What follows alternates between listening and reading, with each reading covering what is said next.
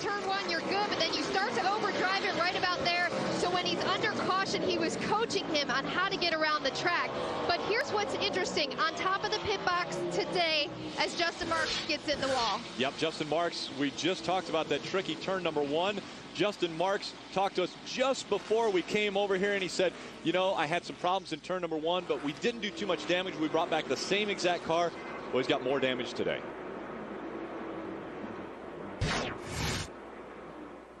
That's Brian Silas's onboard right here. Looked like he locked maybe a left front again. Yeah, locked the brakes up. He may have cut down that left front tire, and we had a lot of trouble with the left front tire here in June. We had probably 6 or 8 different cars that cut down left front tires, and we saw a lot of damage to a lot of those cars, so hopefully we're not going to see a repeat of that.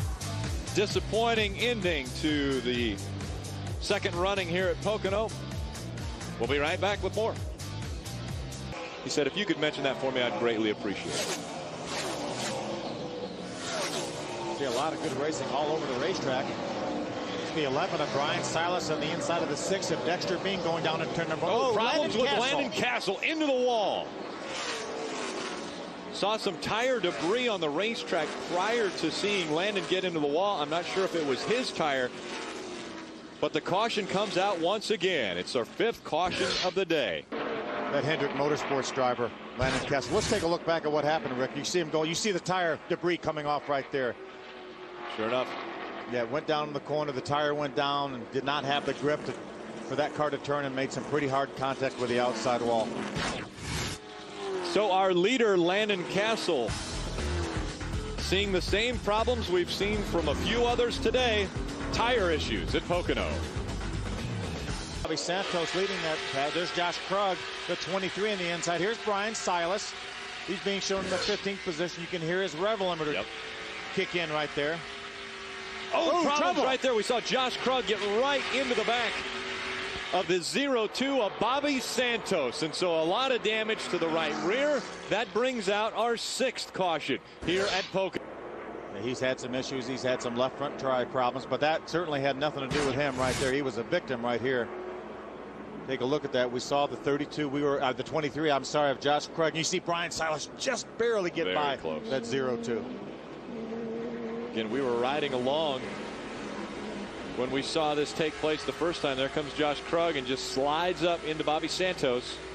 Yeah, I think that was a situation that Josh just got in the corner a little bit hot. We could see Brian Silas back off, and all of a sudden out of the left side of the screen, we saw Josh Krug run up in there, and he just was not able to stay down on the bottom of the racetrack, and unfortunately made contact with Bobby Santos in the 0-2 here, and it's going to end his day.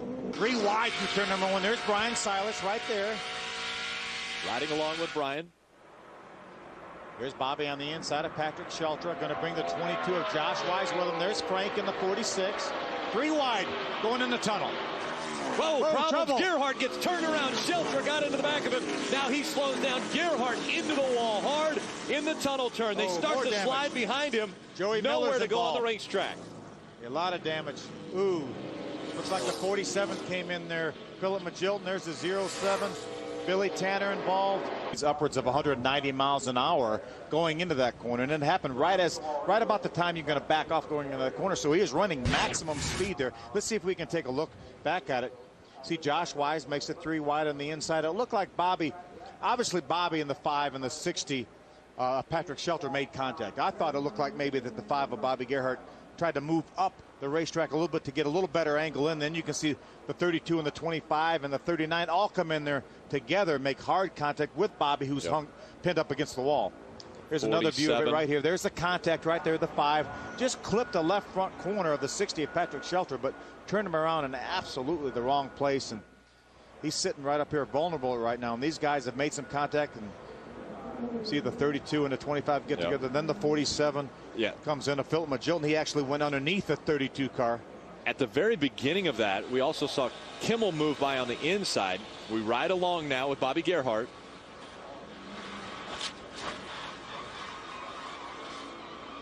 It's not over. Wow, that you would think it was over, but that secondary hit even sounded worse than his initial hit to the outside wall.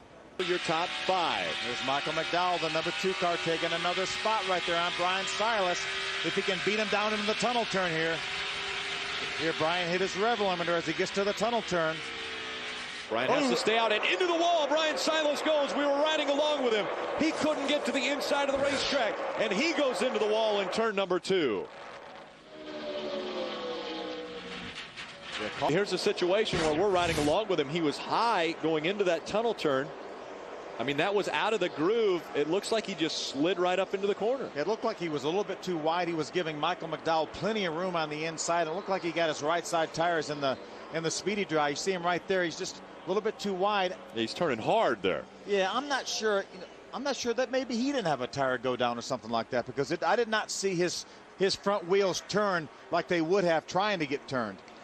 Well, at the end, and we'll ride along and listen here, folks.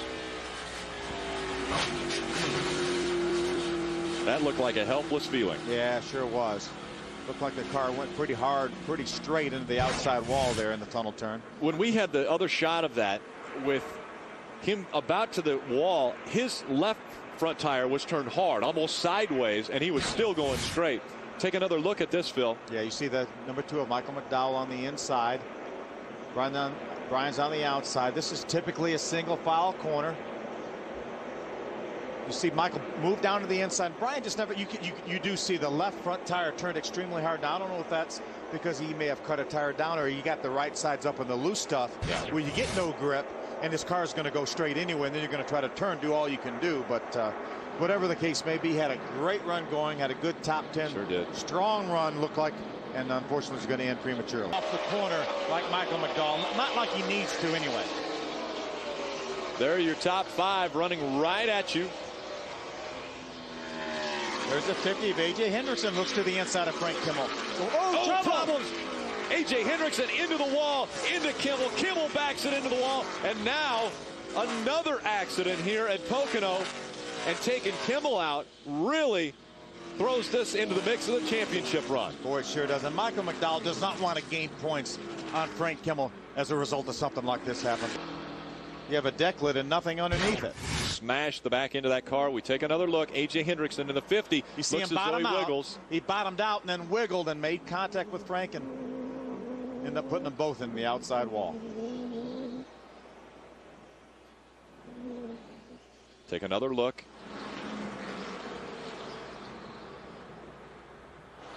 Remember, you get in this corner absolutely as hard as you can at speeds of upwards of 200 miles an hour. You stand on the brakes, try to get the car rode down. Then you had A.J. on the inside where he loses a little bit of air off the rear spoiler.